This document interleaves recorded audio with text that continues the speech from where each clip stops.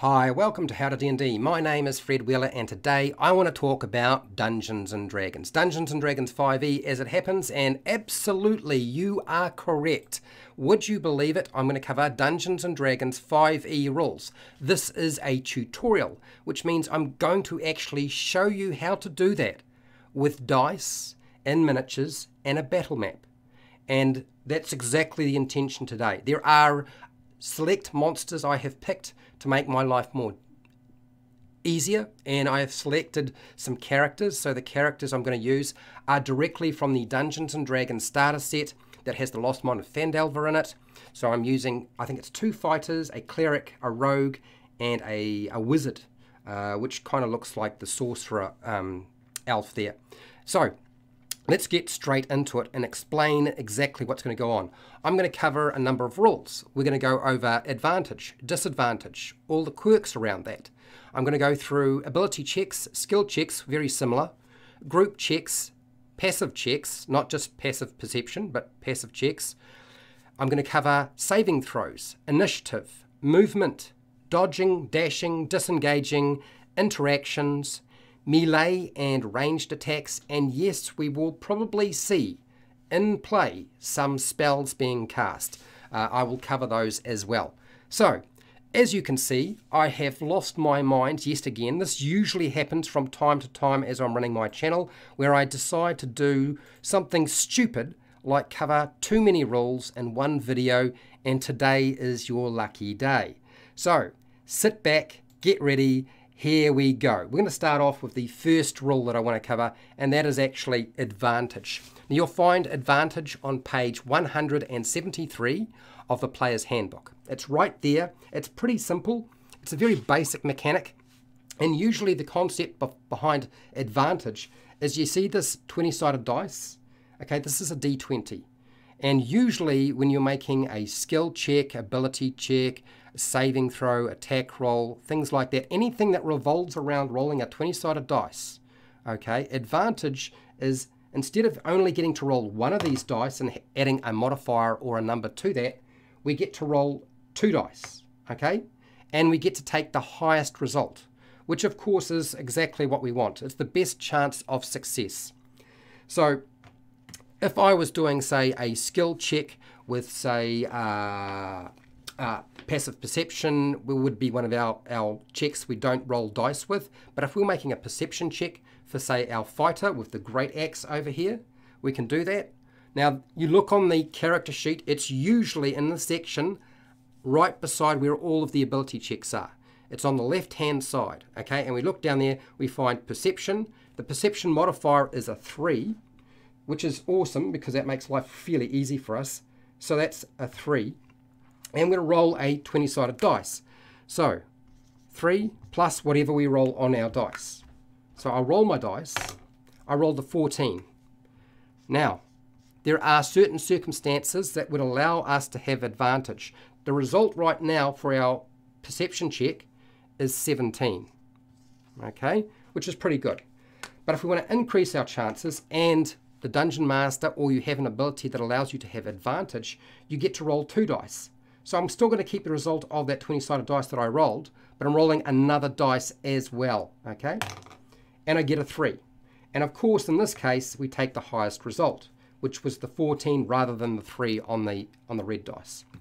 So we'll do that one more time just to give you a basic idea of how that works. So instead of just grabbing 1 dice, we grab 2 dice, advantage, roll, take the highest result. I got an 8 on the red dice, and I got an 18 on the wooden dice. So we go 3, which is our perception modifier for the fighter with the axe, and then we go 18, add that together, and we get 21. There we go. So that's advantage. Now, one of the things about advantage is sometimes there are circumstances where you may have more than one circumstance that it gives you advantage. Maybe the Dungeon Master gives you advantage because, for whatever reason, you're in a good, vital location. You've got a really good view of where you are, and you've also got inspiration. You decide to use inspiration. The thing is, if you have 2 or more applications of advantage on the same dice, you can only use one. Advantage doesn't stack. Okay, that's one of the bummers. Okay, now when you're doing a passive check, which I will explain later, advantage also imposes an adjustment to it, but we'll get to that very, very shortly. Okay, let's talk about something like disadvantage. Disadvantage, now we're going to play this out slightly differently. I'm going to pick out a different skill, mostly because I think it's kind of fun. Imagine that you are in a position where it's very, very dark, and sometimes there are monsters that can't see in the dark. It doesn't even matter if they have dark vision, because if you're far enough away, they still get disadvantage. Okay, that's because the view that they are getting is classified as dim light rather than bright light. So one of the things that people tend to forget all the time with regard to dark vision, most creatures tend to seem to have this thing, and most of the races in Dungeons and Dragons, apart from humans, and I think there's one or other I can't remember. Oh, Dragonborn, that's right. Why can't they see in the dark? So what we're going to do in this case is, instead of just rolling one dice, we're going to get to roll 2 dice because we have disadvantage. Same thing, it's our perception check. Now this works at a certain distance. I can't do that distance here on the map, because if I did, although I can move these things back a little bit without it getting too complicated. Okay, all right, there we go. We'll just shift them back. Disadvantage. There's our +3 for our perception. And now we roll our dice as we would normally do. There's 11, so I'll add 11. So 3 and 11 is 14. That's what we've got. Okay, but disadvantage because classified as dim light. We're in a dark location. It's at night. You've got dark vision, so we get a disadvantage. If you did not have dark vision, you couldn't see diddly squat unless you had a light source. So we roll 2 dice. So I'm going to take the 11, put it over here, and we'll roll another dice. I got a 7. So instead of getting to use that 11, I have to use the 7. Disadvantage means when you roll 2 dice, you take the lowest result. All right, so get rid of the 11.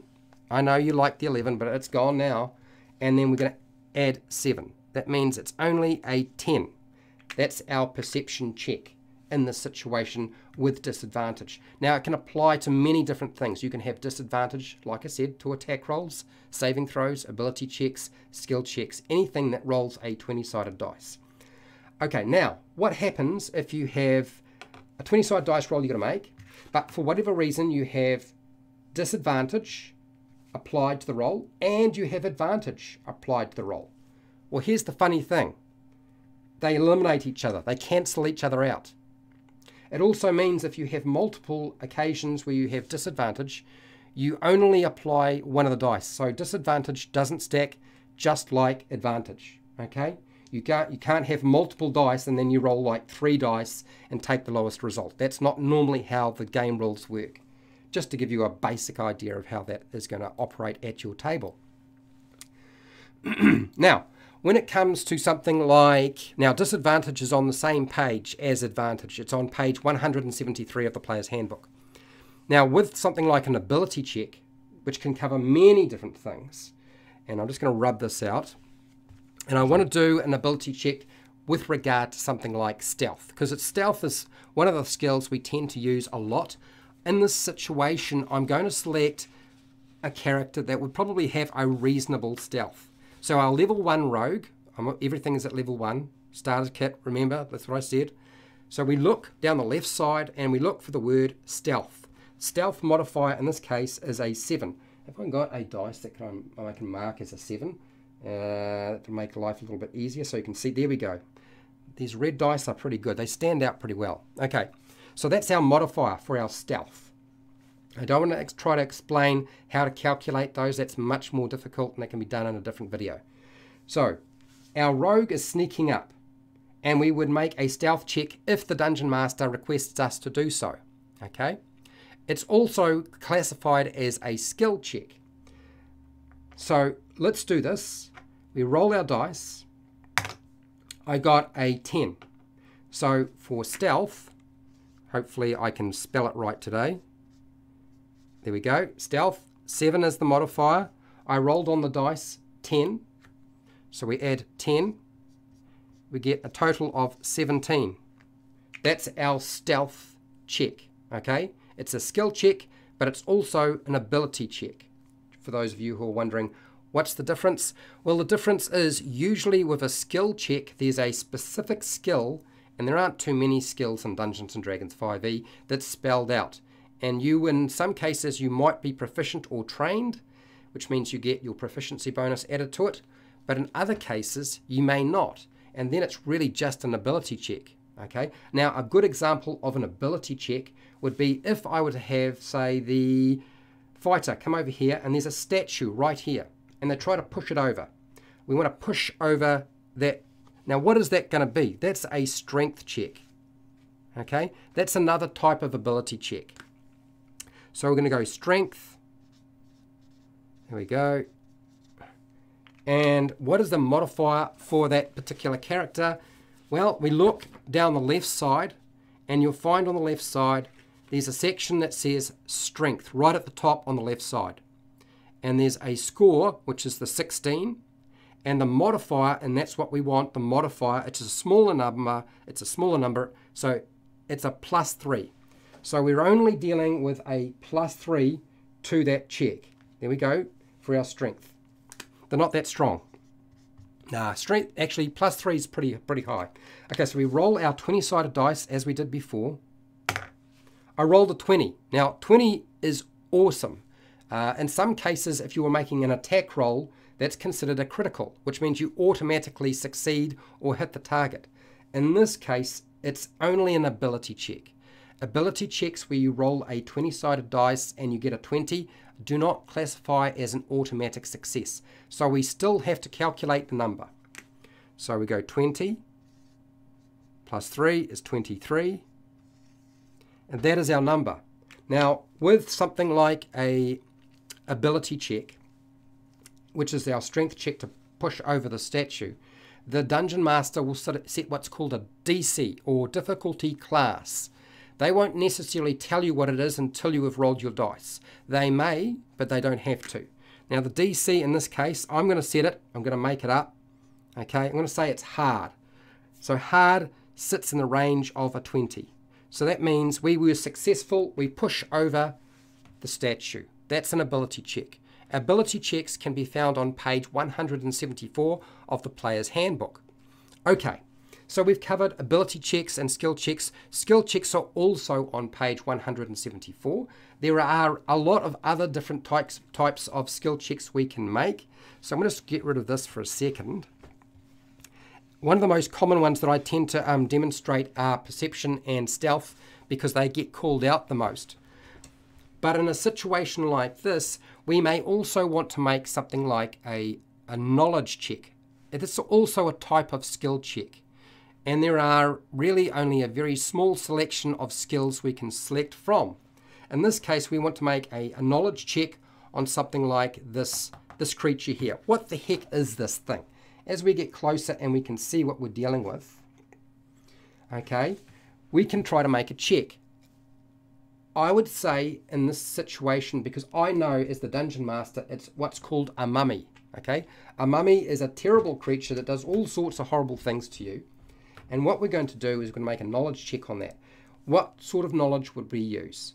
We can use religion, because there's a skill for that, or a knowledge check for that. We could also use something like arcana. It's really up to you. I feel like with something like a mummy, it means you can probably translate those over pretty easily. With something like the gargoyles here, okay, as a Dungeon Master, I know it's a gargoyle. Players might not know it's a gargoyle. I would probably use something like an arcana check. That's like a magic knowledge check of some kind. But we're going to go with the mummy for now, just so that you've got a fairly good idea of how that works. So we're going to do a arcana skill check. So arcana.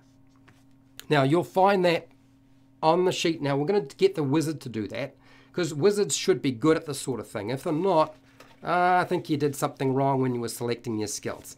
But that's just my opinion. I'm sure there are lots of wizards out there in the world who have no knowledge trained in arcana.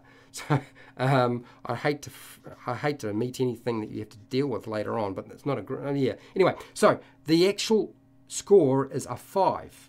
Okay, the modifier for that skill is a 5, so we'll turn it to a 5.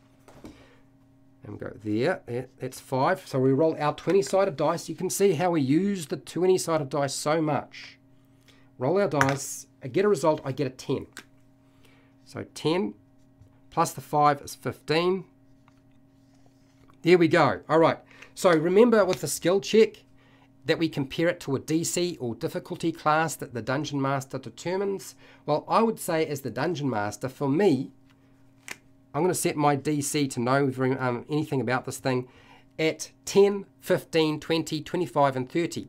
So depending on how well they do, depends on how much information as the Dungeon Master I will reveal to the player based on their knowledge check.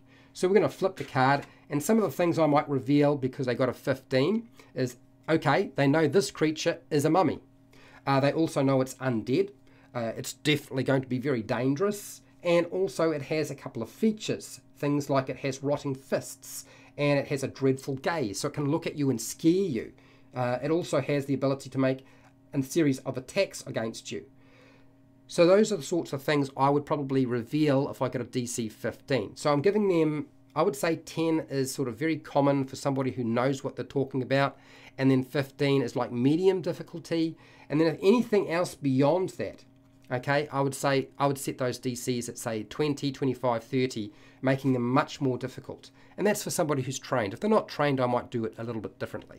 Okay, so our DCs can range. They don't necessarily, with a skill check, as you can see, they don't necessarily have to be just one number. They could be a series of numbers, like a knowledge check, and you pick the number that represents how well they did. Okay, so if they get 15, that's the knowledge that they get. They won't get 20, 25, or 30. Whatever information they would get from that, they're not going to get. I've already done a monster knowledge check video for those of you who want to go and check that out. I recommend to players who are playing Dungeons and Dragons, please do me a favor. Always ask your Dungeon Master if you can actually make a knowledge check about this particular creature. It's going to do the world of good to you. It's always good to know more about the creatures you're dealing with rather than less, okay? So please make knowledge checks about that. Okay, so the first thing I would say with regard to skill checks and ability checks, probably the most important aspect of the game. I know a lot of people fall back and say, no, it's attack rolls and saving throws. It's the combat stuff. But frankly, it's not. It's always going to be skill checks and ability checks. Why? Because the chances are that you will make more checks with the dice, with stealth and with perception in particular, than any other dice roll that you ever do at the game. Which is why it's always nice to be trained in perception. So you can actually spot danger, hear a danger, smell danger, taste danger. Oh no, well, you don't usually go around licking monsters. But you get my point. Okay, so now that we've done something like that, let's do something a little bit different. I think we definitely need to give you the opportunity to see what happens when we make what's called a group check. Now, group checks are probably the most common one is the stealth check. But it doesn't have to be that. It could be something else. You can also have a group check that's a perception check. You could have a group check that is revolving around something like athletics, if they're having to move across a location. Okay? Anything that is on that sheet could be a group check. In this case, I'm going to use the group check with regard to something like stealth. It's probably, like I said, one of the most common. Now, there's another one that you'll probably find that you use a lot, but it's not actually a group check, but I'll come back to that. That's initiative. We'll talk about initiative very shortly, but not just yet. Let's start with just a group check with regard to each of these characters. I'm going to write down the names of each of these characters. I don't know how I'm going to deal with the two fighters, but we're going to do we'll go fighter, and then the one with the bow we'll call a ranger, which is not really a ranger, it's actually a fighter with a bow. And then we've got a cleric. And then we've got a rogue. And then we've got the wizard. And I'm going to have to turn this because I can't. I'm on my side here. So it's always difficult to do this otherwise. All right. Okay, so there we are. There's our different characters. We have to make a dice roll for each one of them. It's a 20-sided dice roll. And in each case, I'm going to turn my red dice here to represent the modifier that we add for stealth. And I'm going to make a stealth check for every single creature. Now, why are we doing that? Well, we're going to compare it to something else very shortly. And that's going to be a passive perception for our monsters. We have two monsters. We have a gargoyle and we have a mummy. Okay, so let's make our stealth checks first. First one on top. Oh, let's do the wizard because I've got that right up in front of me right now. So we're looking for stealth down the left side. Okay, it's a +2. So we get our 2 and we roll our 20-sided dice. So we get a 19 for the wizard. Good on you, wizard. Okay, so 19 plus 2 is 21. So we're going to roll, and we've got 21 as our number. There we go. That's our first number. Next, after the wizard, let's do the fighter. This is the fighter with the axe. Okay, so what's the modifier for stealth? Well, unfortunately for them, they have a star beside their stealth. That means they get disadvantage. Remember how we were talking about disadvantage? Roll 2 dice, take the lowest result. That's because they're wearing a particular type of armor. It makes them very heavy and clanky. And so therefore, their modifier is actually a -1. It's not actually 1, it's actually -1. It's much less than 0. Okay, so I'm not even going to put that number on there. That'll just confuse you. And we have to roll these dice and take the lowest result. You can imagine their stealth check is going to be really bad. Okay, so I got a 19 and I got a 5. Take the lowest number, which is the 5. I have to -1 because that's the stealth for this particular character. That's a 4. That's not very good. Okay. All right. Moving on. Next character. This is the character with the bow, which I'm classifying as the ranger. It's not really a ranger. It's just a fighter with a bow. Our modifier for that down the left side, stealth, is +3. So we go, all right, there's our red dice. There's a 3. We're adding that to whatever we roll on this dice. There's no star beside it, so they're not wearing heavy armor. Okay, I got an 11. So 3 plus 11 is 14. There we go. There's our number. We've got 2 more numbers to roll, and then we're ready to compare our check and see how it works against our creatures. All right, so our rogue has a stealth of 7. Now remember how we did that stealth check before? I wish I had kept that dice close by. There we go. There's a 7. So we're going to get rid of that 6-sided dice because that's not going to go up high enough. We use 7 as our modifier. We roll our 20-sided dice. I got a 20. So that means that the rogue got 27. 7 plus 20 is 27. That's our stealth check. They're trying to sneak up on the monsters. Okay, so we've done our rogue, and the last one should be the cleric. The cleric, fortunately for us, probably won't be quite as complicated. Oh no, it is. It's a -1 again. So we get rid of this dice. We take back that disadvantage. So the cleric's wearing heavy armor. So they've got a star beside it. The star means you have disadvantage. It's -1. I'm not going to put that dice out because that'll confuse you. We roll these dice. We take the lowest result. I rolled a 14 and a 2. Take the lowest result is a 2 -1 because that's the modifier for stealth for that cleric. And they get 1.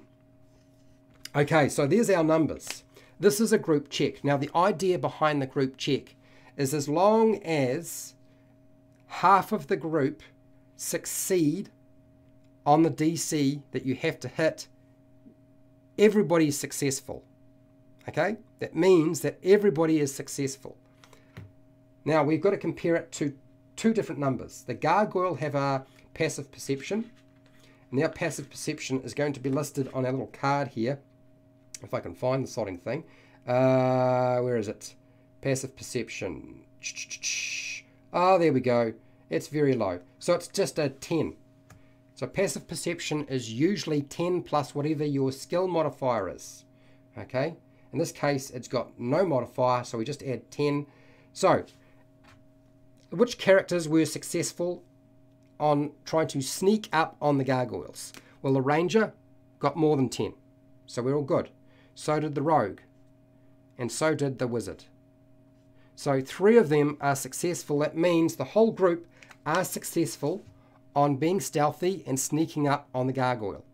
Because those who get the higher scores pull those up who are doing a really bad job of making their check and being quiet and sneaky. They pull them up and improve them. That's the whole concept behind it. It doesn't mean that if one person does a really bad job of making their check, everybody suffers. That's not how it works. That's just the gargoyle. We've still got to deal with the mummy. It's possible the mummy will be slightly different. And in this case, I believe all right, I'm looking here. There's our sheet. And there's nothing there that indicates anything other than a perception check of 10, which is pretty poor. Wisdom's only 10, add 10, so we get 10. So the same thing applies with the mummy. Now, I know a few of you are kind of confused, and there'll be people out there who don't like something like the group check, but I remember how we used to run group checks, and it was always, you know, one person failed, the whole group failed. I think this is actually a better way of doing it. Does that mean that the monsters will be able to potentially get surprised? I know a lot of people want to talk about stealth and surprise, and I've done like a bucket load of videos. Okay, there's at least 5 different videos that break that down in detail. 2 for surprise, maybe even 3, and about 5 on stealth. And those are the videos you want to go and check out, rather than me try to explain them. It would take me too long, okay? And I want to keep moving. And we're staying on this topic probably too long. So we're going to get moving, and we've covered our group check. So you only have to have the group succeed. Half the group succeeds, the whole group succeeds. It's a very, very simple mechanic. It works well, and I know there'll be some dungeon masters who don't like it, but that's fine. I understand. Okay, now we were talking about passive checks. We've already used something called passive perception, which is when you add 10 plus whatever your skill modifier is. But you can make other checks that are passive. If we didn't have any monsters here, let's just remove them. There's no monsters here. And instead, our character decides to move over here, and they want to try to shift or move the statue, go back to the statue.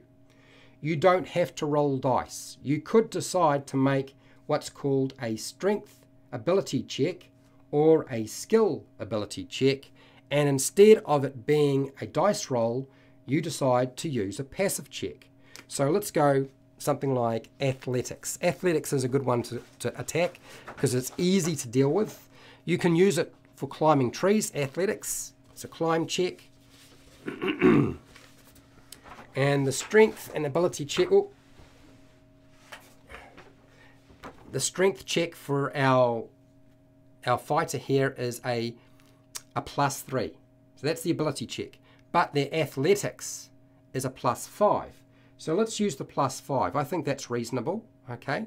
And we're going to be doing a athletics check to move the statue. So athletics.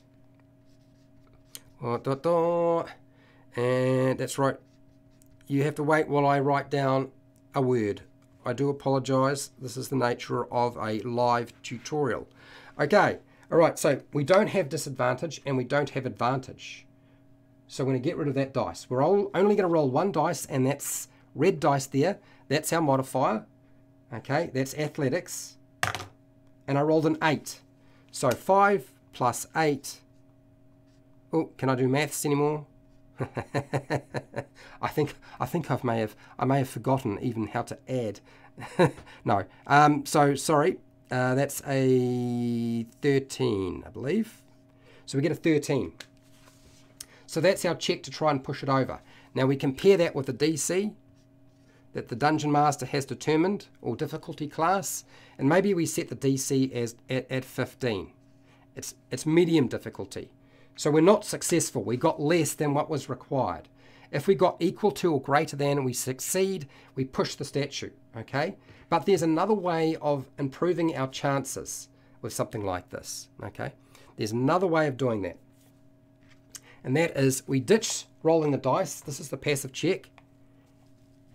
Get rid of that. And we say, well, they're just taking their time. And we add 5 to the athletics. 5 athletics, 10 for a passive check. Whoops, comes out at 15. That means we're now successful. And we used a passive check. Okay, athletics, passive. And we didn't roll any dice whatsoever. And you can do that with any skill. Any skill whatsoever. If you decide there's no real chance of any significant failure, then use a passive check. In some cases, you can still use a passive check, even if there's a chance of failure, simply to hide the numerical value from the players so they don't know what it is. There's another reason why we use the passive check, and that's to stop people from metagaming, which often will happen at a table if you're not careful. Okay, so moving on. Now, as I said, if you have questions, you need to write down hashtag question and then write the question. Otherwise, I won't see it. Okay. Question, first video on rules going to simplify by avoiding multi-classing stain. Really, Fred Hubbard, really? That's the information you want to put forward? Okay, all right. Okay, moving forward, let's do the next rule. And that is, we've done group checks, we've done passive checks. What about a saving throw? Saving throws are something that I probably haven't talked about enough in my, my videos on my channel. But we will talk about a saving throw in this case. So we'll go saving throw. And there are lots of different, saving throws. There's actually 6. Each one related to the different ability checks. Okay? Each one related to the different abilities. So that is, there's strength, dexterity, constitution, intelligence, wisdom, and charisma. We use some of these more often than others. You will find the actual saving throws for your character on the left near the top. Okay, it's just underneath the section that says proficiency bonus. And it gives you a number. And underneath that little box, it says saving throws. So that is the saving throw section. So we're going to make a saving throw. Again, I want to sort of relate it to something that could happen in your game. So I'm going to pick a creature that would force you to perform what is called a saving throw. Saving throws are usually a response. I know a lot of people want to say, okay, can I choose to fail a saving throw? No, not really. You can't. I know a lot of people would like to be able to do that, but that's not necessarily how it's supposed to work. So we're going to use what's called a banshee. Okay, a banshee is an undead creature. It wails, makes a heck of a lot of noise. It generally tries to scare people. And in this case, we're going to use a banshee. Now, banshee has a strange ability where if you're at a certain distance from them, they can affect you. And they can affect multiple individuals, which makes them incredibly dangerous. Okay, so saving throw. Now, the saving throw I'm going to use for the banshee is called the wail. A banshee releases a mournful wail, provided that she isn't in sunlight. There's no sunlight. We're saying it's dark. There's forest canopy, so forth. It's dark location. Maybe it's at night as well. Okay, this wail has no effect on constructs or undead. All other creatures within 30 feet, so all of our characters are within 30 feet. If they can hear her, they have to make a DC 13 Constitution saving throw. On a fail, the creature drops to 0 hit points. On a success, the creature takes a certain amount of damage, which is 10, or you roll 3 6-sided dice worth of damage. So what we're going to do is we're going to actually play out the wail. We know what our DC is because the monster stat actually tells us, so we know the DC is a 13. So we're going to make a check for that. So we're going to start off with something like the fighter. I think the fighter is a good example of somebody who should be able to fight off the effects of a banshee. Not necessarily the case, but sometimes they should be able to. All right, so how does that work? So looking on the left side near the top for saving throws, we look for Constitution because it's stated we have to use a Constitution check. What is the number? It is a +4. So let's get a red dice, +4. And we're going to roll a 20-sided dice where there's no adjustment to it. Okay, just that, +4, that's what the saving throw is. There's no advantage, there's no disadvantage. Take the 20-sided dice, roll 20-sided dice, I get a 3. Okay, so 4 + 3 is 7. All right, so that means that fighter with the great axe failed. What happens when they fail? They fall to 0 hit points. Doesn't matter how many hit points they have, they're now unconscious. Okay, bad news for that particular character. Okay, so we're going to keep doing this because it's fun for me. I like the idea of showing people just how nasty one of these little creatures can be. DC 13 Constitution saving throw. Who would have guessed? Who would have guessed? Okay, so moving along, let's do the next character on our list. And I think the next one, we'll do the Cleric. They have a saving throw for Constitution of +2. Okay, that's their modifier. It's in the same location as the fighter on the character sheet. So I roll a 20-sided dice, and I got, I believe that's a 1. Now, 1s don't mean automatic failure. With a skill check or a saving throw or an ability check, it's not automatic failure. That only applies to an attack roll. So we get 1 equals 3. So 2 plus 1 is 3. It's less than the DC that we needed to get. So the Cleric is now on 0 hit points. Oh, gosh. I love Banshees. They're under-resourced, underutilized, and terrifying in every nature. Okay, so the Rogue. Let's try the Rogue. Another saving throw. The DC, or Constitution DC modifier, is a 1. It's not very high. So 1 plus whatever we roll on that 20-sided dice. I rolled a 20. That's good news. 20 equals 21. So 1 plus 20 is 21. So we succeed. That's good news. That means that this character here, our Rogue, is not going to go to 0 hit points. Instead, they take 10 psychic damage. Or we roll 3 6-sided dice and determine how much dice there or damage is going to be made. Now we could do that. But first I want to point out just a couple of things. For those of you who are Dungeon Masters, you might find this useful. How many hit points does our first level Rogue have? On the character sheet for the starter set, there is only 9. That means that the Rogue, if it takes that 10 psychic damage, that average, you can use the average damage, that's fine, they would be unconscious anyway. So this is a time when I would suggest giving the players the opportunity to possibly make it. So grab the 6 dice. This is probably one of the few times I would actually roll dice for damage rather than use the average, because there's a chance I could roll really badly. But otherwise, that character goes down. If you don't care about that sort of thing, that's fine. So I roll those dice. So I got a 3, and a 2. So how much is that? 3, 3, and 2, 3, 6, 8. 8 damage. So they would take 8 damage, but they have 9 hit points. They're left with 1 hit point. You can see why I would select to roll the dice rather than take the average in this case. Because sometimes it's better to do that, particularly when you know the outcome is going to be pretty severe for the players. So I'm going to use the dice roll, because I think that's the better idea in this situation. Bit of a hint for those of you who are running monsters and find your characters going down too often. Okay, so we've done the Rogue. Let's do another Constitution check, just so that we've made it absolutely abundantly clear how they are done. Let's do the fighter with the bow, or what I'm classifying as the ranger.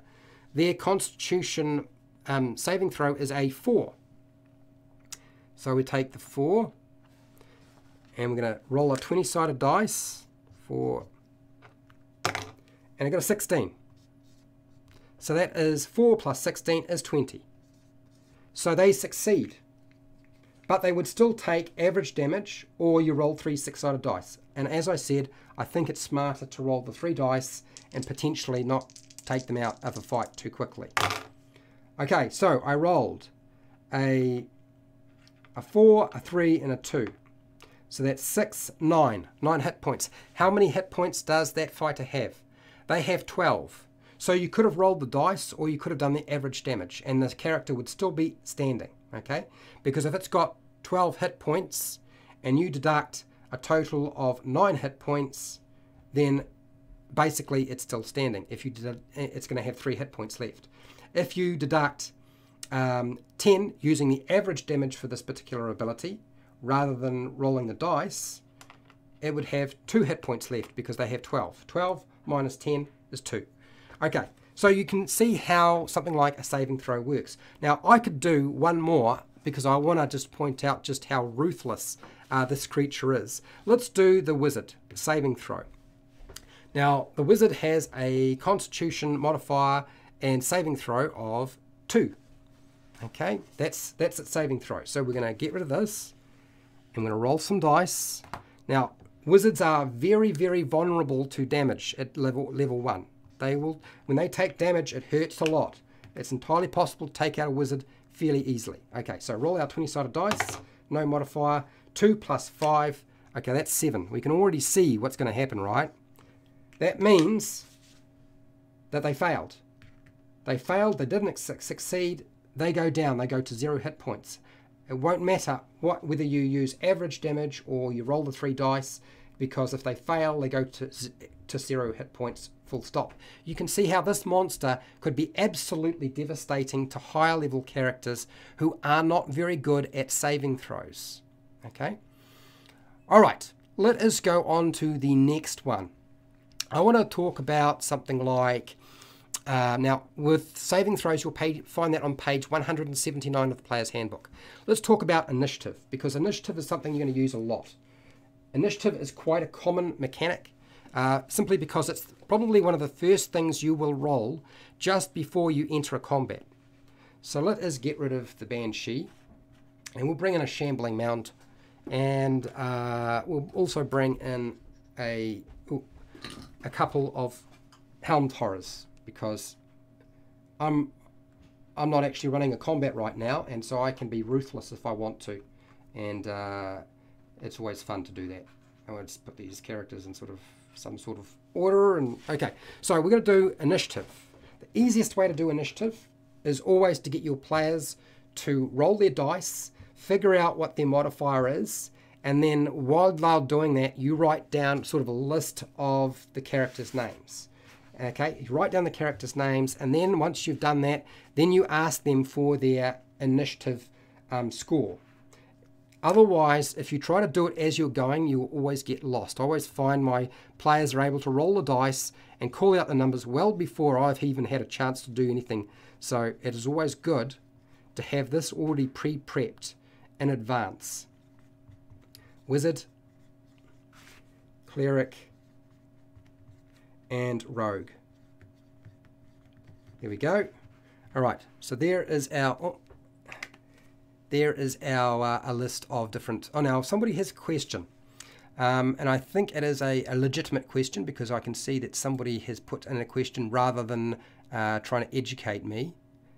I will come back to a lot of the chat in here for those of you who are concerned that I may not answer a question, because that's entirely possible that I will come back. You'll find, say, Jason's first time Dungeon Master, second session, and what on this channel has been a great help. Okay, well, thank you very much. Okay, so it wasn't actually a question.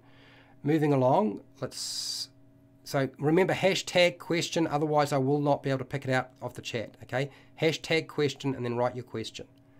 Okay, so Jason, on the grid, how strict are you in movement, positioning? Some module text doesn't translate well. Okay, so first off, if you're using a grid, you're probably going to be fairly strict. If you're using Theatre of the Mind and you're not using a grid, then you wouldn't really bother. Okay. In terms of how strict am I, one of the things I would say to you, and I experienced this at tables before with other Dungeon Masters, if you're doing this sort of thing, and a player is here and they're deciding about where they're going to move, and they go 5, 10, 15, oh no, I don't want to do that, I'm going to go back here, 5, 10, and you say, and you go 5, 10, 15, 20, 25, 30, okay, I want to be here, and I take my finger off, oh no, I've changed my mind. Please don't do the chess thing. You know, when you're playing chess, that game, that's actually a proper strategy game, don't say if you take your finger off the miniature, you have to stay there. It's a terrible way to play the game, okay? Dungeons and Dragons is actually not a tactical game like chess, where taking your finger off a miniature is it. The only time it would be problematic is if your player is changing their mind a lot, and I can see where you might run into problems. I would personally, with new players, okay, you can usually tell they will make mistakes and have to try to figure things out. Your job there is to help them work through this. So it is much better to let them, okay, figure out where they started, which square it is. Okay, remember that square. Figure out where you want to go, and I will explain what will happen if you go there. Okay, so if you hold your finger there, or you get them to hold their finger there, and they figure out where they want to go and how far it is, counting out squares with fingers is fine as well. All right, that's probably one of the pieces of advice I would have for you. Okay. That's as strict as I would be in terms of the grid. All right, don't apply if you take your finger off the miniature. You have to be there.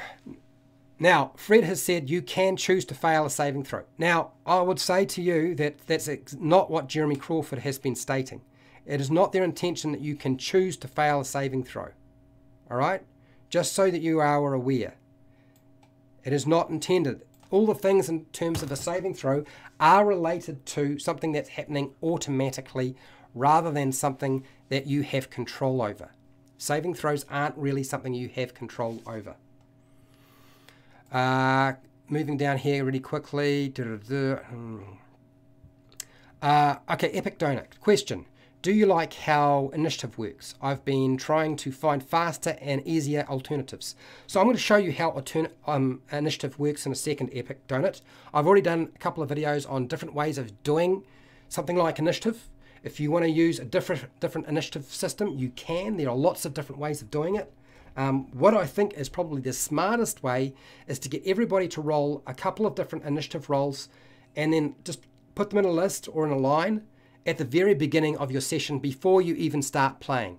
This eliminates your requirement to get them to wait for them to pull out dice, roll dice, add up numbers, okay? If you do that all at the very beginning and then collect all those numbers, you as the Dungeon Master have so much more control about when you actually get the combat moving rather than having to wait as they roll dice. It's one of the things that tends to slow things up a lot. I also use what's called group initiative. And there's a video on that topic. You're welcome to go and check it out. Group initiative. I use it all the time. It makes combat really fast, much more streamlined, but it does also require fairly experienced people. So if you're dealing with new people, start slow and work up to it. So let's do initiative, because I said I was going to do initiative and we haven't done that yet, have we? All right, so we're going to do initiative. Initiative is what you roll before the combat to determine who goes in the turn. All right, it is a 20-sided dice roll.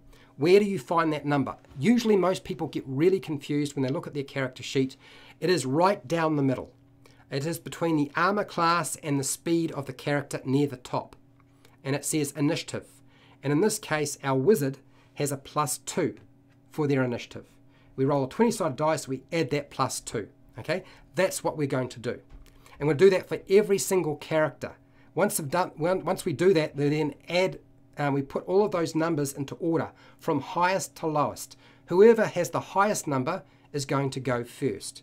Okay, so I'll roll some dice, Fred. You've been talking too long. Okay, 7. So 2 plus 7 for the wizard comes to 9. That is their initiative. Next character. Now, for those of you who don't necessarily have a character sheet that has initiative on it, usually your initiative is also your dexterity modifier. That's the small number over on the left side near the top that says dexterity, and there's a number for the wizard. It says +2, and their dexterity score, it's a big number, that's the 15. If you are proficient, you would also add your proficiency bonus to this. But unfortunately, most characters are not proficient with initiative. Otherwise, that would create all sorts of very, very problematic issues. Okay, it's very unusual for that to be the case. So we're going to go to the next character. Our fighter with the great axe has an initiative of -1. You don't even have 0, it's -1. We'll get rid of that red dice because that's not going to help us. Remember, -1. I rolled a 2, -1 is 1. That's really bad, right? It's not good at all. Keep going. We'll do our cleric. At the top, -1 for the cleric. So they have a really bad dexterity modifier. So that's -1 as well. So we'll roll a 20-sided dice. So 12 -1 is 11 for the cleric. Not as bad as the fighter. Next, initiative. we're going to do the rogue. Now the rogue has a really good dexterity modifier. It's +3. Their initiative is +3. You can see how it's related. Okay, so we get the 3. This is the rogue. And we add our 20-sided dice to that 3. So 3 + 6 is 9. That's the initiative.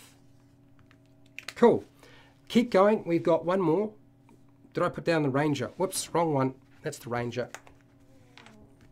We want the rogue. That's a 9. Okay, so let's do the fighter that has the bow, which I'm calling the ranger, simply because it's easier for me. Okay, they have an initiative of +3. So +3. Dexterity is 3. Initiative is +3. 6-sided dice says 3. D20 says 5. That's 8. 3 and 5 is 8. Okay, so there's our numbers. So who is going to go first? Our cleric will go first, and then the rogue and the wizard, they've both got 9. Because they've both got 9, the players can decide amongst themselves who will go first. In the past, we used to use something like who has the highest dexterity modifier to determine who would go, or you might have decided, well, okay, we're going to use the initiative modifier. Whoever has the highest initiative modifier will go first if you have a tie. Or, no, we'll have a roll-off. You're going to roll a 20-sided dice, each of you, the wizard and the rogue. Whoever gets the highest result gets to go first. But it's much smarter for you to work as a group and think about strategy and about who would be better to go first. It's often better for a wizard to go before the rogue, so the rogue has somebody to set up the situation, because rogues need somebody to they either need to have advantage, or they need to have somebody close by to allow them to use their sneak attack. So they need somebody who's within about 5 feet. It's a level 1 character, it won't really matter, so you decide how that's going to work. So it'll be the cleric, followed by either the rogue or the wizard. They decide. Then our ranger will go next, and then our fighter. Now I haven't rolled a initiative for the monsters, but that's what you would normally do, is you would normally also roll initiative for the monsters. Now I've got a card here. I'm going to show you this so you can see how it works. Now for those of you who need like a breakdown on how to actually run an entire combat with dice and miniatures, I have one on the Yeti, I have one on the Minotaur, I have one on the Beholder. I think I've even got one on a few other creatures as well, which you're welcome to go and check out. Just look up tutorial or combat tutorial, you'll find them. Okay, so our helmed horror. I just want to move this around a little bit just to make you more confused than you were before. But we also need to make a check for initiative and put them into order, and that's our monsters. Okay, our monsters also get to take a position in the order from highest to lowest. How do I figure this out? So looking at your monster sheet, you won't see initiative on it. There's never a square or a box or a section that says initiative on the stat block for a monster.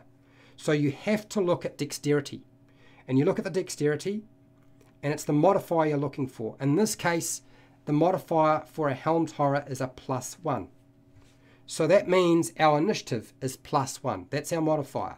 So helmed horror 1 plus, and I'll just put down here helmed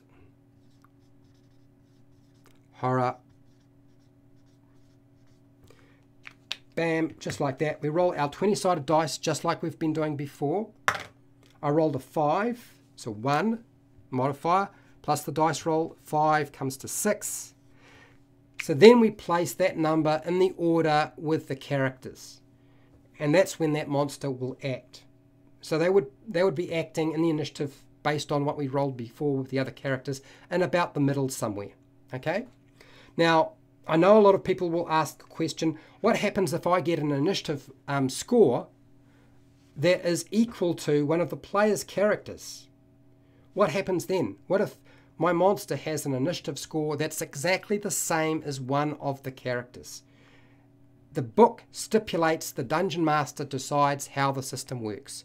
You can simply choose to have your monster act before the player, and I would recommend that because your monsters will get decimated pretty quickly usually.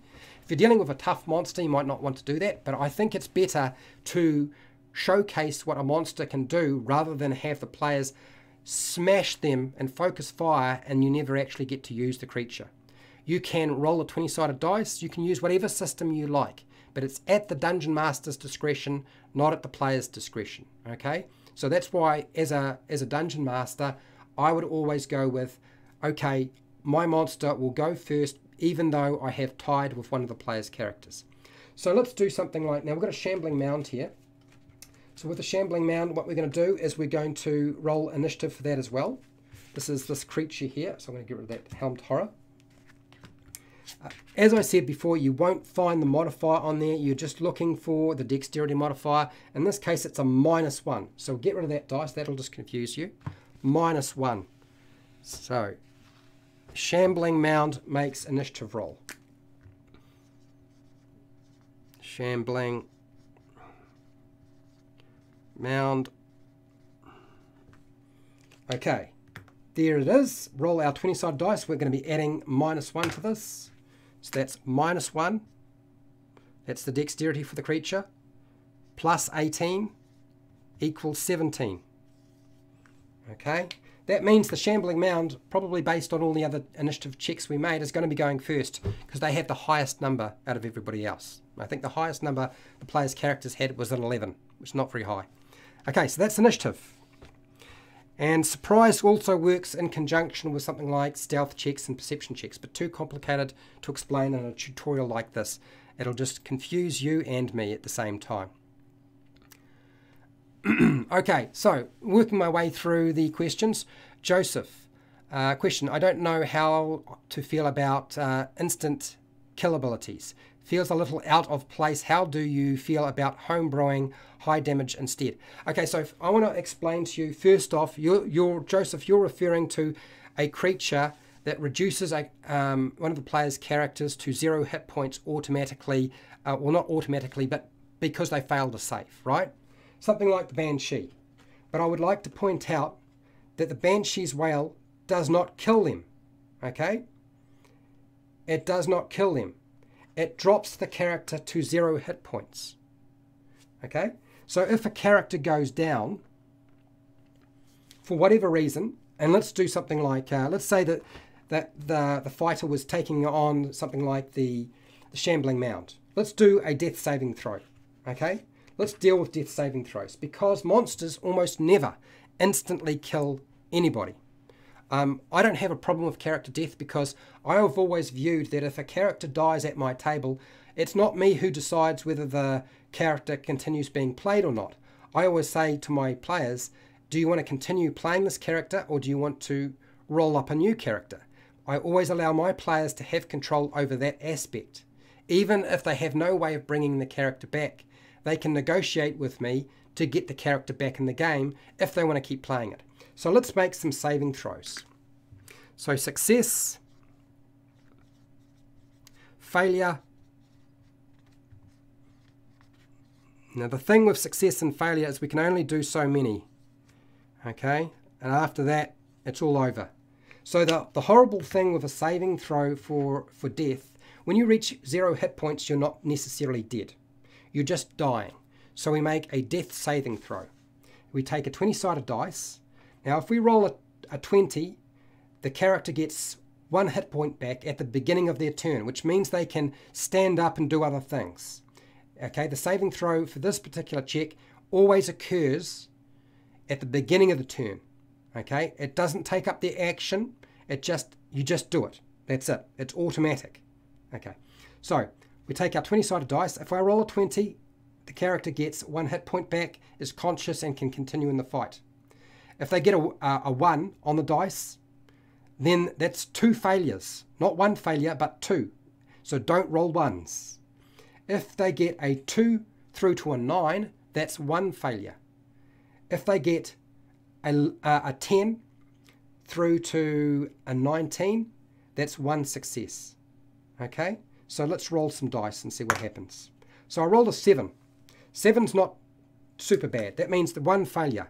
So when the turn comes around for the fighter, that's what they do, and they are still unconscious, they do nothing. So we roll again. I rolled a 6, that's another failure. Okay, New turn comes round, they make their check again. There's no modifier to add to this dice roll.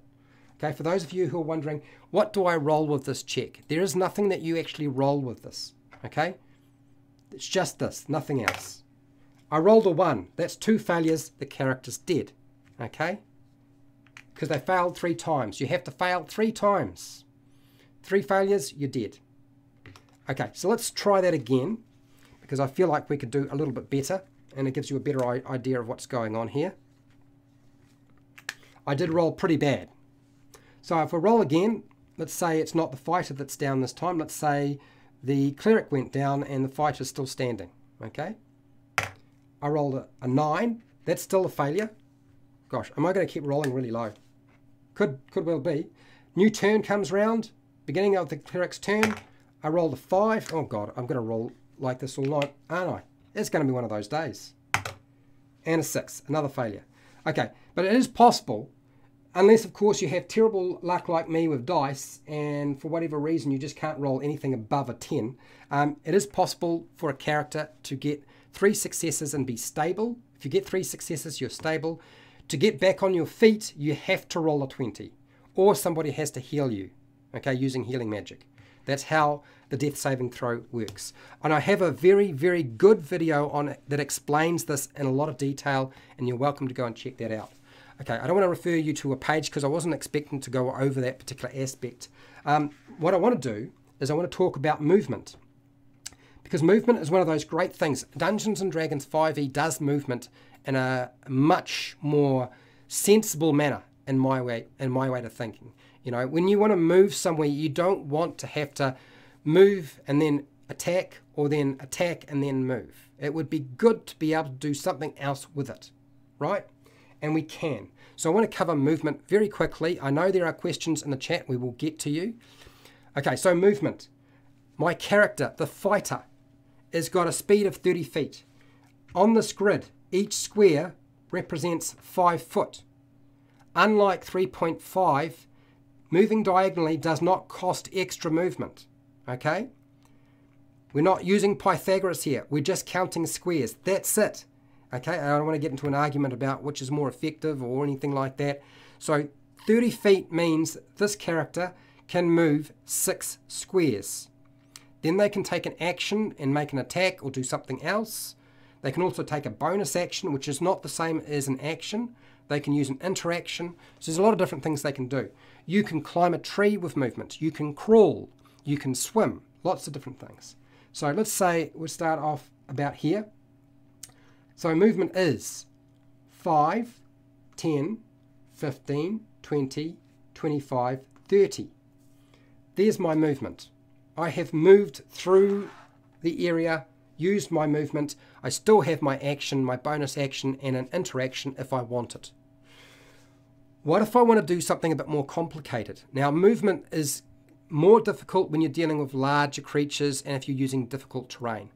But one of the great things about Dungeons and Dragons 5e is if you're dealing with difficult terrain, or you're crawling, or you're climbing, all you do is you halve your movement. So even though the fighter here with the great axe was able to move 30 feet because that's their movement speed, everything gets halved. So if they decide to crawl along the ground, they can only crawl 15 feet or 3 squares. So it'd be 5, 10, 15.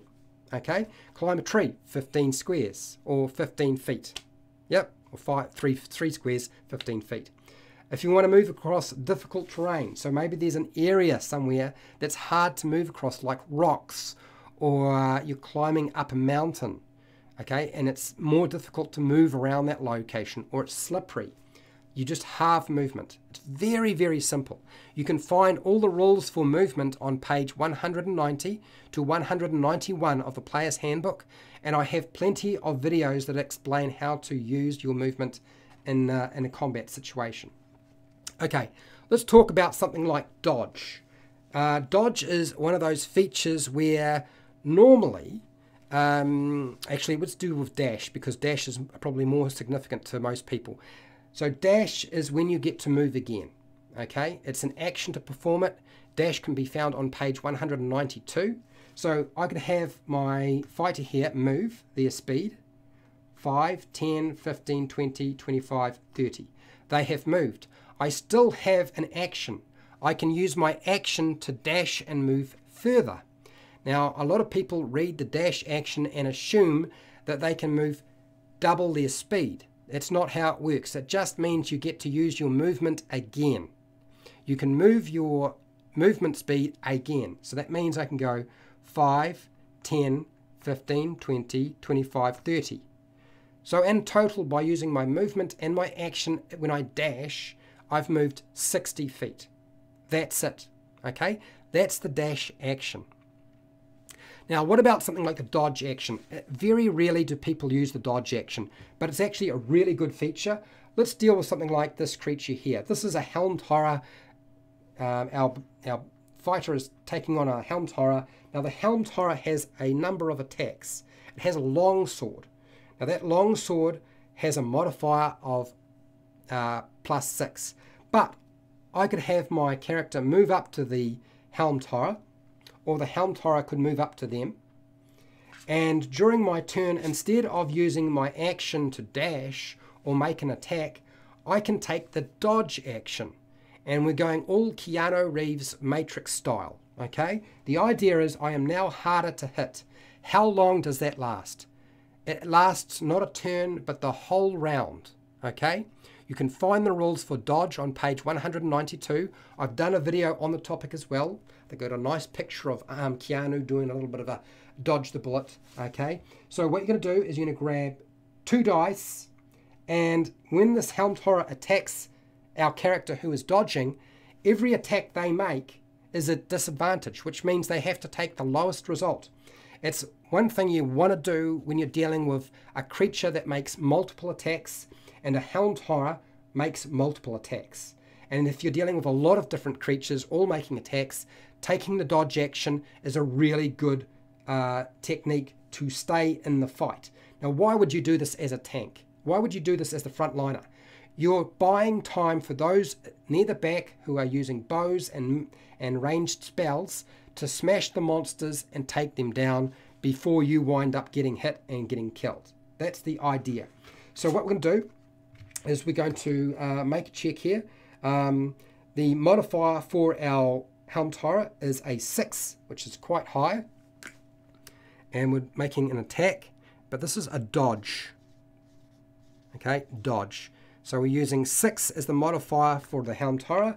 They're going to make an attack. Their multi-attack allows them to make 2 longsword attacks, which is bad news. It's not good. So we roll. I take the lowest result. I rolled a 14 and I rolled a 9. Okay, 14 and 9. Lowest result is the 9. We take that. We add that to the 6. That comes out at 15. We compare 15 to the armor class of the fighter. We have to get equal to or greater than. Fortunately for the fighter, this particular fighter has an armor class of 17. So 17 is the armor class to hit. And you can see, armor class 17, that's too low. It's not equal to, it's not greater than. So that first hit from the helmed horror misses. So we're going to make another attack because it gets multi-attack, gets to make another attack. But this is still going to be at disadvantage, okay, because the creature, the fighter, is dodging. So we roll again. I roll a 13 and a 9. Am I rolling the same dice all the time? I don't know what's going on here. Okay, so 6 plus 9 is 15. We take the lowest result. It's disadvantage when you're dodging. Okay, what if the other helmed horror decides to go after the fighter? You're in a bad situation, right? We do the same sort of thing all over again. We'll rub out this. Disadvantage for this creature as well. Okay, I rolled a 16 and I rolled a 19. So we take the 16, the lowest number. 16 comes to 22. So 22 will hit the AC of 17. So the first attack does hit. We're not going to roll damage right now because I'm going to deal with that later. Okay, right. Second attack. Okay, so we've got a 12 and we've got a 4. So 4 is good. 4 means the chances are the helmed horror will not hit the target. Yep. So we go 6 plus 4 is 10. It's less than. So the Helmed Horror with its second attack misses. You can see how out of 4 attacks, 3 have missed, only 1 has actually struck the target. Okay, and it's got a modifier of +6 to hit. So that's a really good thing to do. Dodge is underutilized, you should use it more. Okay, so that's dodge, which you can find on page 192 of the Player's Handbook.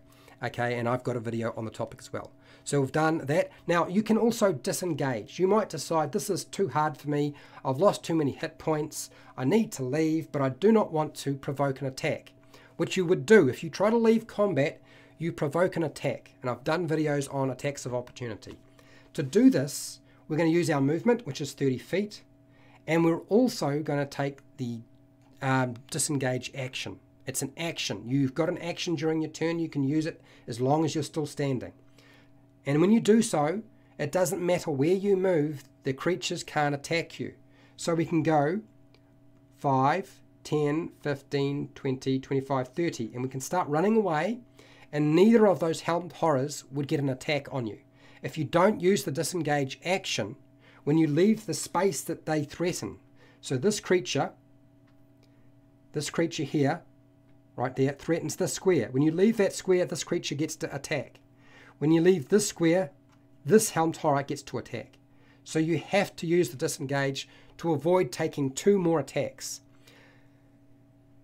So that's one of the things you can do. You can also, if you decide that it's not going to work because they're just going to chase you down, you could decide to take the dodge action and flee.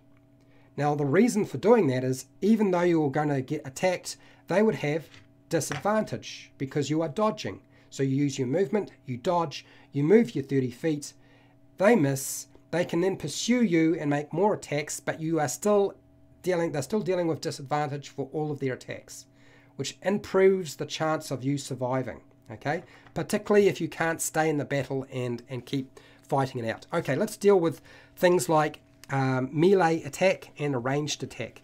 I think we have covered that pretty significantly. We've covered most of the details in that. I do want to just quickly go to the chat because I know there's a lot of questions flying around. I will do my best to answer as many questions as I can. As I said, hashtag question to get me to answer your questions. Hashtag question in bold. Otherwise, it's not going to work for you, okay? I won't get to you.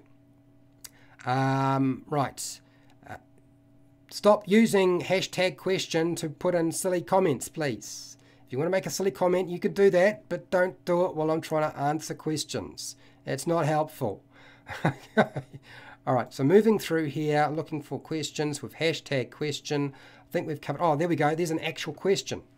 Question from, is it Matthews Castro? If I got your name wrong, I do apologize. Question, I have a -1 strength monk. He is a wood elf with a 90 speed, with the step of the wind. Am I able to jump from a tree to another tree? I get that I can jump 2 feet up, but how many feet forward? Okay, so the jumping rules, very, very simple. Whatever your strength score is, not the modifier, but your strength score, that's how many feet you can jump. So if we're dealing with this particular character here and they want to jump, as long as you have a running jump of at least, it has to be at least 10 feet, you can use your strength score as the distance, okay? So their score is a 16, which means that this character can jump a total of 5, 10, 15, 16 feet. So they can get across a space that's 15 feet, okay? Easy peasy. As long as they have a long running jump, which is 10 feet, you've got to have a run up of at least 10 feet.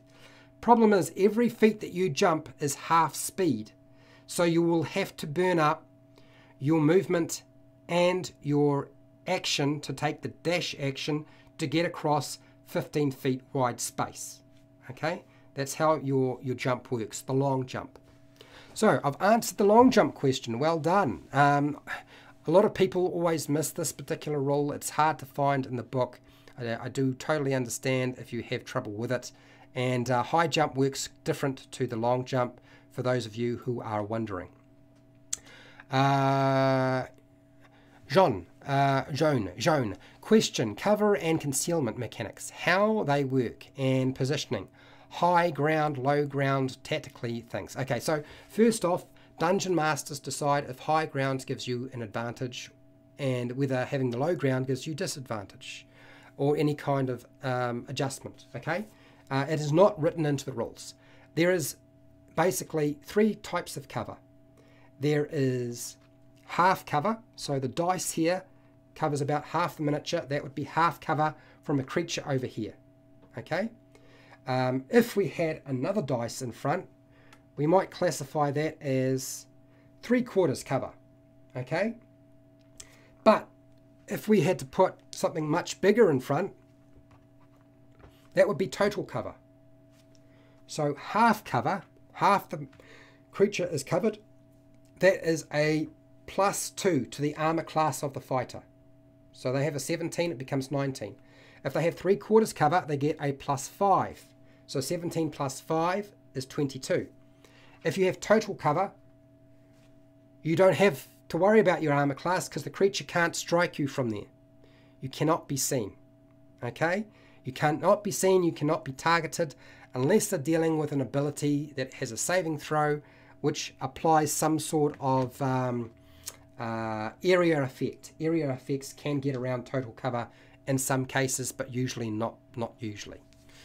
That's a bit more difficult to do. Okay, so that is the cover and concealment. And I can't cover all of the aspects of cover and concealment. I want to cover making attacks. I think that's one aspect of the game that a lot of people like to actually talk about and want some sort of guidance on. So we're going to talk about making a melee attack. Okay, melee attack. This is a close quarter attack. And I'm going to use my fighter for the melee attack. Now, what are we looking for when we make this attack? If I'm going to use something like my great axe, which I do, it's a close quarter weapon, on the pre-made character sheet for the Dungeons and Dragons starter set, this character has a +5. So that's 5 is our modifier. We add that to any 20-sided dice roll. Okay, we don't have advantage, we don't have disadvantage, we just roll the 20-sided dice. I rolled a 3. So 5 plus 3 equals 8.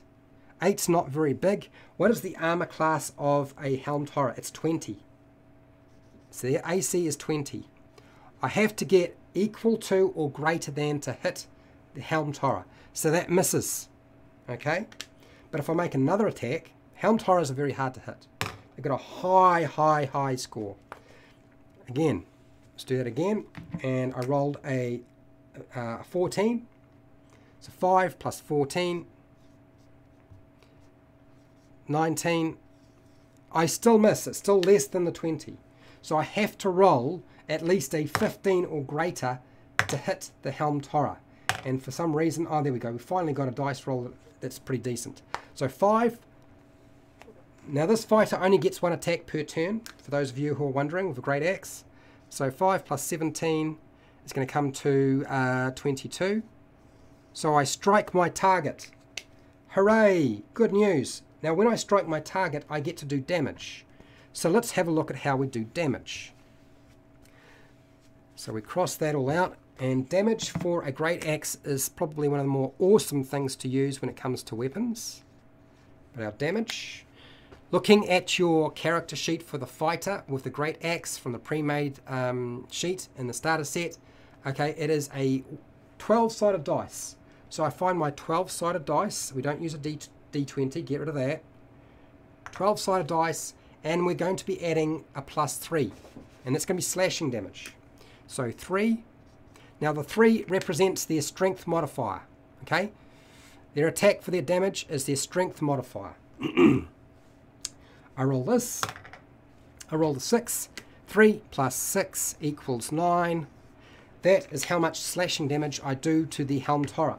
Now that's provided it doesn't have any kind of special abilities.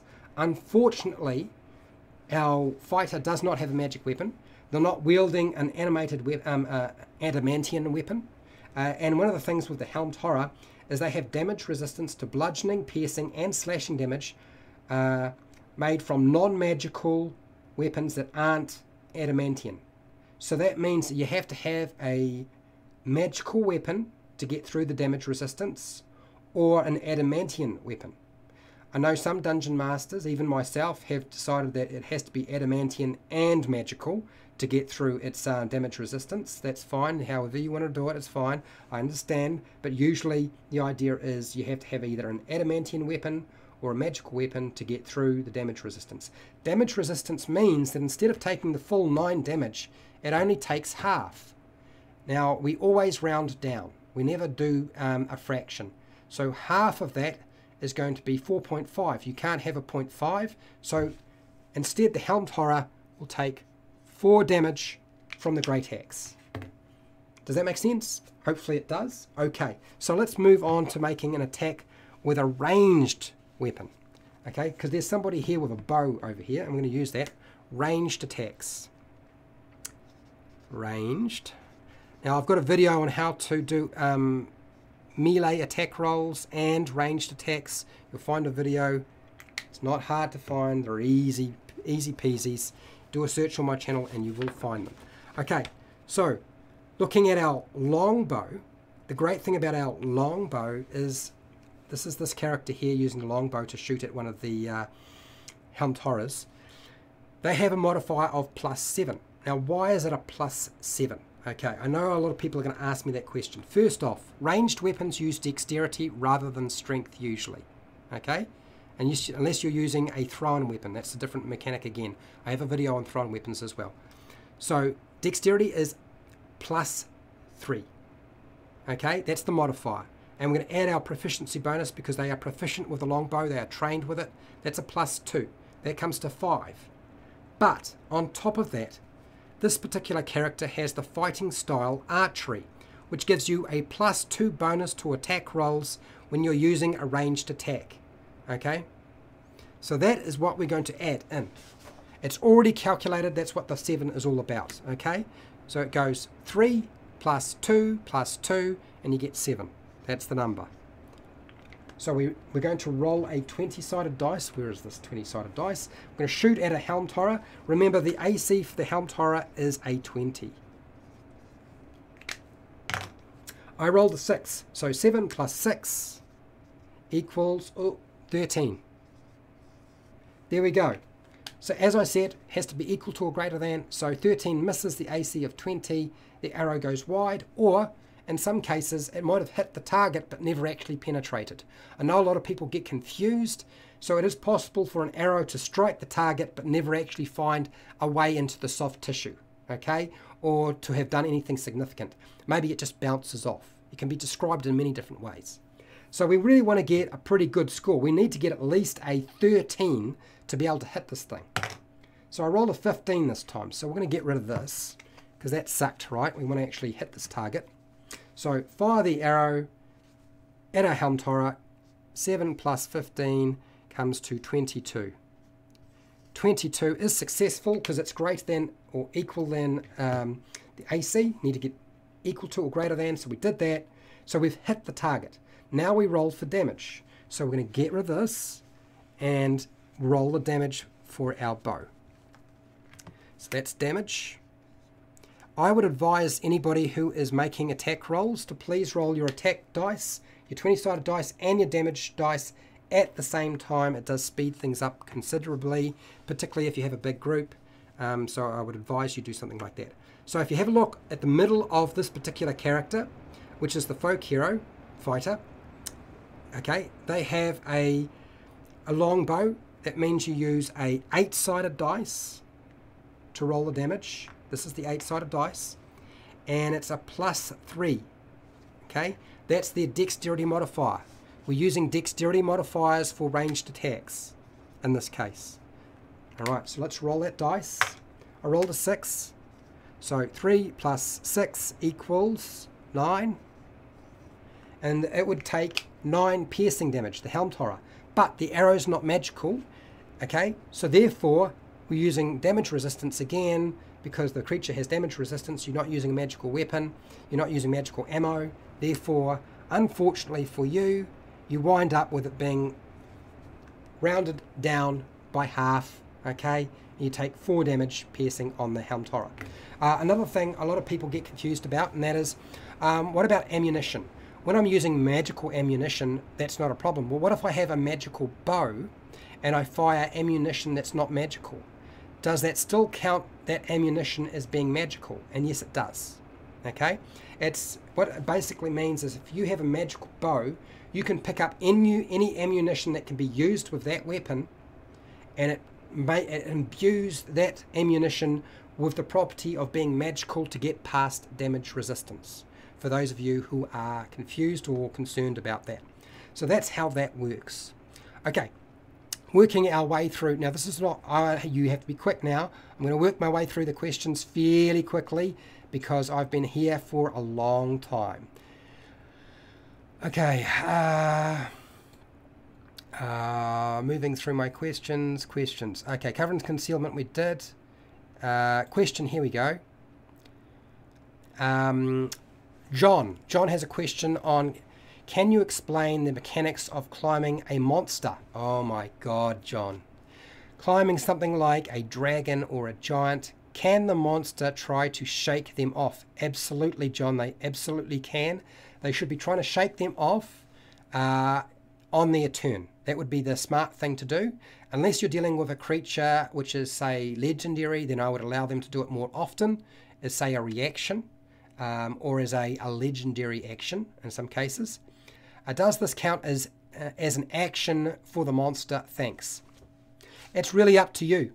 Okay, if you're the dungeon master and you have a monster and you're having them shake, you have to decide if what they're doing is significant enough that it would burn up all of their movement, all of their action.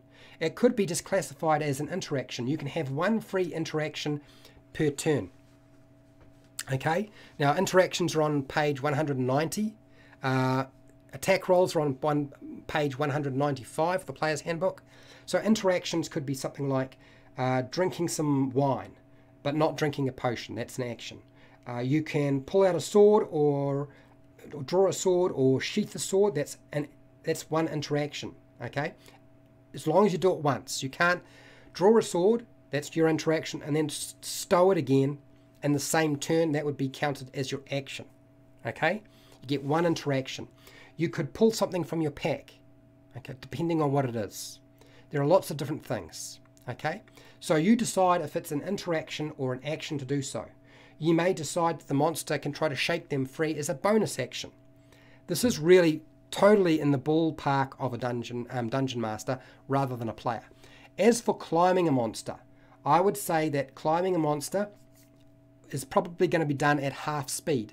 So if the creature is quite tall and the character moves 30 feet, they can only climb 15 feet with their movement, and they would have to dash to continue to move up the creature, which would only give them another 15 feet because climbing the creature is going to be considered like difficult terrain. It's halving your speed. Okay, how would you determine how hard it is to climb the creature? I know a lot of people ask me this question. How hard is it to climb a creature? Well, that's again determined by the dungeon master. You know, is the creature quite slippery? Is there lots of things for it that people can grab onto or not? You decide. And all you're going to do is get your players to make an athletics check. It doesn't have to be a strength check. Use the athletics skill. Okay? Make that check to climb something. What is the DC for that going to be? Again, I would say to you, think in terms of what seems reasonable. Numbers that are like a 5 or a 10, I wouldn't even bother with. I would just skip them. But if you're dealing with numbers that are 15, 20, 25, 30, then I would impose those. Okay? Right, so did I cover all the questions with regard to climbing a monster? Can I shake it free? Yes. Now, how would the monster actually go about shaking free a character who's climbing them? What would you use? Okay, so here's the thing. You could use a strength check, or you could do just an acrobatics check. Okay, so strength being athletics, acrobatics being dexterity. Any of those would be suitable for trying to shake them free. What are we going to compare that towards? What are we going to compare that against. We're going to use a contest. That's another type of check. I don't have time to explain that particular type of check. We have already kind of covered that partly in some of these the video content, but that's what I would do, is I'd use a contest and I would compare my dexterity or strength check or my athletics check to the character's opposed check. Whoever gets the highest is going to win.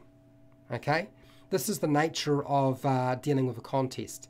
To be successful, for the monster to shake them free, they have to get greater than. Equal to is not going to work. That's for DCs and difficulty class and armor class or AC. Okay, with a contest you have to do better. So to shake the character free, you have to do an opposed roll, and it is going to be that the creature has to roll better than the player's character to get free. Okay, but you can also use, I mean, say it's like doing a grapple check. If you use the mechanics for grapple, it's the same thing as trying to shake them free. Use that mechanic. Use the grapple check mechanics. I think I have covered all of the questions that I needed to. Oh, here we go. Is it Mathis Castro? Question: is it possible to perform a non-lethal long shot, like a shot to the knee? Not in the core rules, no. If you are up close and you reduce the monster to 0 hit points, you can choose to knock them out. Okay? But if you use a long bow or a ranged weapon and you shoot the monster and they go to 0 hit points, they're not knocked out, they're dead. Okay? There's no knocking anything out when you take a long shot. So that's why it's, if you want to knock a creature out and take them prisoner, you want to get up close to do that. Okay, John. Right, cool. I think we covered all the questions. Thankfully, I'm about to lose my voice. But I have to say thank you to everybody who showed up. You did a fantastic job of sticking with me. This has been a long tutorial. It covered a lot of material. Hopefully I haven't made any mistakes along the way. If you like this sort of content, I actually have hundreds of videos on the core mechanics, very short videos, and some longer videos as well. I have videos on how to cast spells. I have a bunch of them. There's at least 40 plus. Okay, I have a lot of videos on how to use the different class features as well. If you look through my list of videos, you will find them there. And yes, I do use miniatures and dice and maps.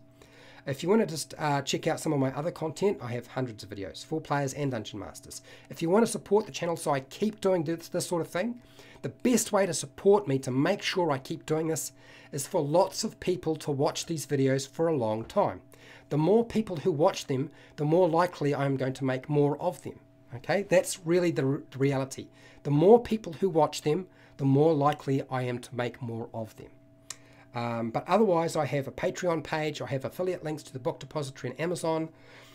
You can also support me through the merchandise shelf underneath my videos or just watching my videos. As I said, watching my videos is one of the good ways of supporting the channel and ensuring that I make more content around that topic.